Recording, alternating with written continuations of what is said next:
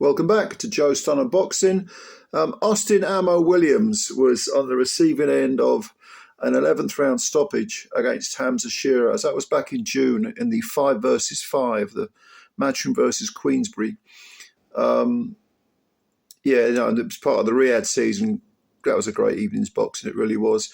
But even though Williams got stopped in 11 rounds, I think when you consider how terrific a prospect Sheeraz is, there's no shame in it.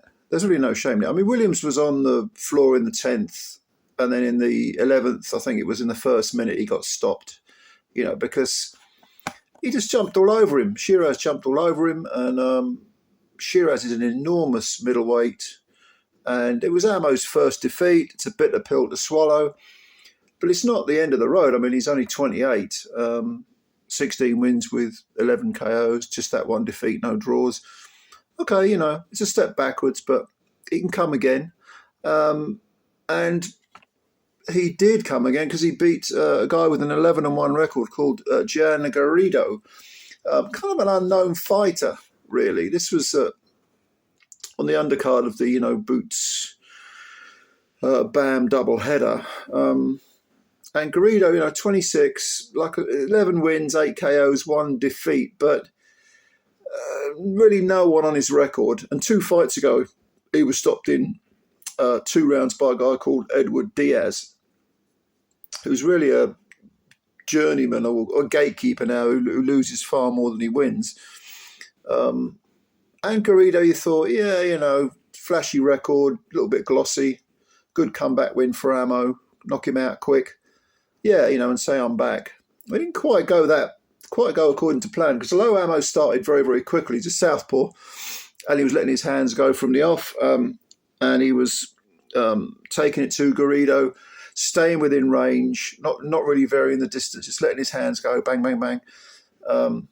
Lots of backhands flying in there. It was an 8-rounder. It was noticeable that Ammo was using up a lot of his ammo, early on. And Garrido looked shaky. He was shaken in the first, second round, more of the same, really. He wasn't throwing any punches certainly for the first round. He was hardly doing anything. Second round,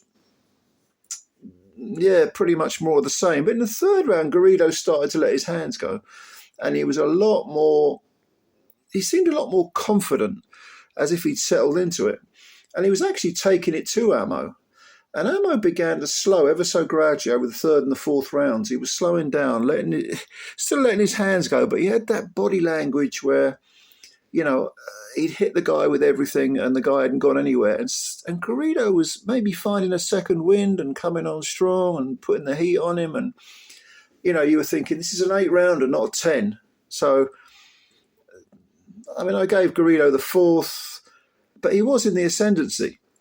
Now, in the 5th round, it changed because Ammo, I don't know whether he got a talking to in the corner, but he suddenly came in and he just sort of,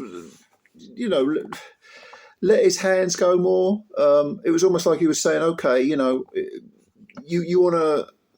to take it to me? No problem, I can take it. Let's do it. And it was almost as if he'd, in the third and fourth round, or in the 4th round, he was thinking, I'm tired. Certainly at the end of the 4th round, if I was Garrido, I'd be thinking, this is my fight for the taking. But in the 5th, it's almost like Ammo said, well, you know what? I've lost previously. I'm not losing this one. And he started to really let his hands go. And he did sting Garrido quite badly. Because suddenly Garrido's body language and facial expression had changed. And he was the one being pushed back.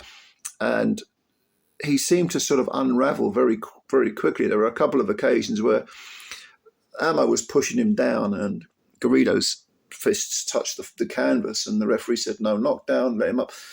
But he wasn't doing it. He couldn't really move either. It wasn't like he doesn't seem able to box very well on the back foot, Garrido. Initially, in the opening rounds, he had an extremely high guard, exposing his midriff, but not really bothered about that. Just an Ammo with the southpaw backhands was splitting the guard open.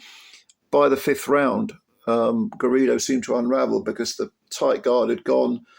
He wasn't moving forward. He wasn't really moving backwards. He was more just stationary, and Ammo was able to get rid of him. To his credit, Garrido stayed on his feet. He got trapped on the ropes. Ammo let some heavy hands go, and the referee stopped the fight. And, very, very good performance in general by Ammo. He did show maybe a little bit of vulnerability in the stamina department. I don't know. Maybe that's too harsh. I think he was overly eager to come back after that defeat and was maybe using up huge gulps of energy, thinking I can blast this guy out of the water very early on. It's only an 8-rounder. I'll get rid of him. He'll need to be a little bit more circumspect when he gets back into the 10-rounders. But it was a decent enough win. It's on the undercard of, like I say, the Boots and Bam doubleheader. And Austin Williams is back. And yeah, he's a threat. He's a world-class fighter. The middleweight division isn't exactly teeming with talent. The belts are there for the taking. And I think if he's matched right, brought along sensibly, he's 28 now, so he's in his prime. He's got his man strength. He's probably as good as he's going to get. But yeah, if you manage him well, he can pick up a belt, go in the history books as a champ and make some money. I don't see why not. Anyway, what did you think? Did you watch the fight? If so, leave your comments below.